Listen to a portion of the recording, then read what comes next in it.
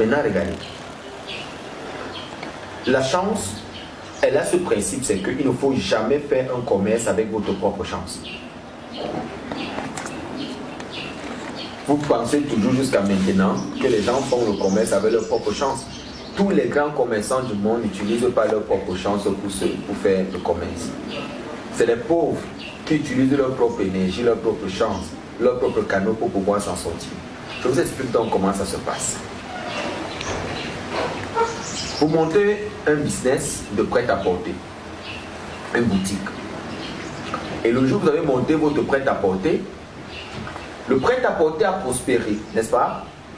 Pendant 1 an, 2 ans, mais la 3e année, qu'est-ce qui se passe?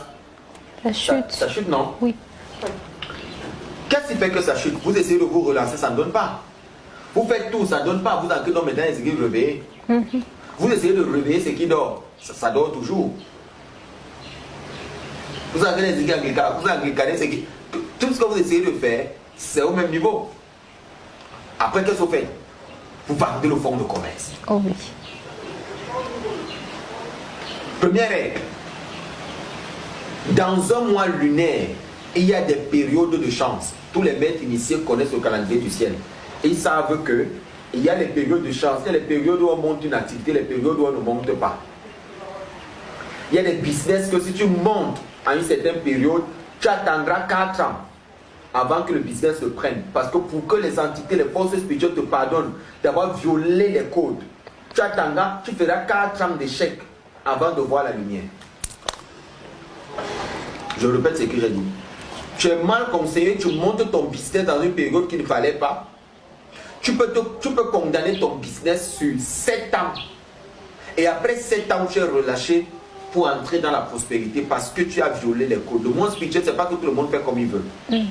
Il y a donc des mois qui sont propices à monter des activités, pas les mêmes. Il y a des activités, il y a des rubans de certaines structures qu'on coupe à certaines heures. Le ruban d'ouverture de certaines structures, c'est-à-dire on ouvre les portes pour la première fois. Oui. Il y a des heures, il y a les 7 heures, il y a les heures, ça dépend des périodes. On peut finir de construire une maison, on n'habite pas une maison lorsqu'on a fini de construire.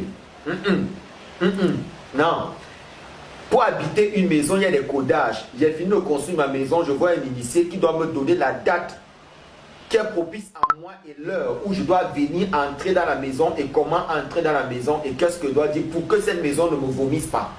Comme ça que dans la Bible, vous lirez toujours, la terre, vous allez comporter-vous comme ça de peur que la terre vous vomisse. Pourquoi? Parce que ce n'est pas parce que tu as mis ton argent à l'intérieur de cette maison que cette maison t'acceptera. Tu peux construire une maison, tu habites dans la maison, mais la maison te vomit. Quand la maison te vomit, ça veut dire qu'elle ne t'apporte pas la chance. Elle t'apporte des problèmes et des problèmes. Des fois, tu loues une maison. La maison que tu loues, elle ne te permet pas d'évoluer. Tu ne fais qu'échouer. Tout ce que tu fais ne réussit pas. Mais tu tombes dans une autre maison qui te fait évoluer.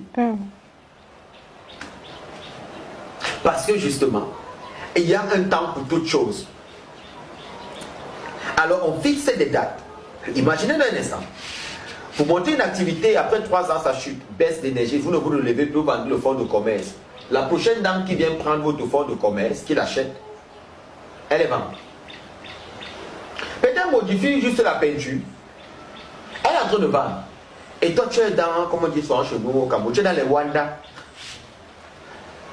En fait, tu es dans wanda.com. En fait, tu es dépassé que maintenant.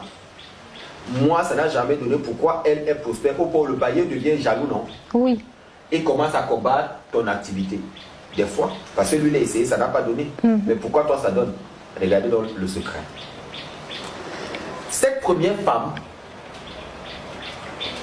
qui a ouvert l'activité, qui a prospéré 2 ans et demi après, c'est mort, ça ne s'est plus jamais levé. C'est parce que cette femme n'a plus la chance. Elle a fait l'erreur. La première erreur qu'elle a eu à faire, une activité et d'utiliser sa propre chance pour cette activité. C'est sa propre chance qui a été épuisée en 2 ans et demi. Pourquoi? Les qui épuisent la chance, c'est les clients qui entrent, c'est les clients qui sortent. C'est les ordres que je donne. Ça ne repose pas sur quelque chose. Et cette chance que je viens de gaspiller ne va pas revenir parce qu'il vient de la détruire jusqu'au niveau des réceptacles. C'est pour ça que beaucoup de commerçants n'avancent plus.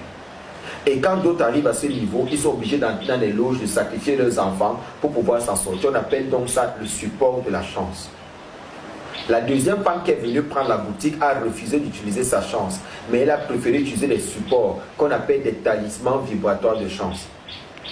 Et lorsqu'elle installait des talismans vibratoires de chance, le talisman n'utilise pas la chance de celle qui a créé l'activité, mais les talismans ont déjà des chances qui ont été achetées, qui sont mises à l'intérieur, qui attirent la clientèle. C'est pour ça donc qu'on renouvelle, elle renouvelle donc son talisman de chance chaque année pour pouvoir faire entrer la clientèle. C'est pour ça que dans toutes les boutiques des Indiens, toutes les boutiques où vous allez entrer, vous allez trouver toujours un talisman, soit Bouddha qui est là avec la fumée, soit ceci, parce que c'est des talismans justement pour attirer. Il n'y a que les Africains qui n'ont pas encore compris ça.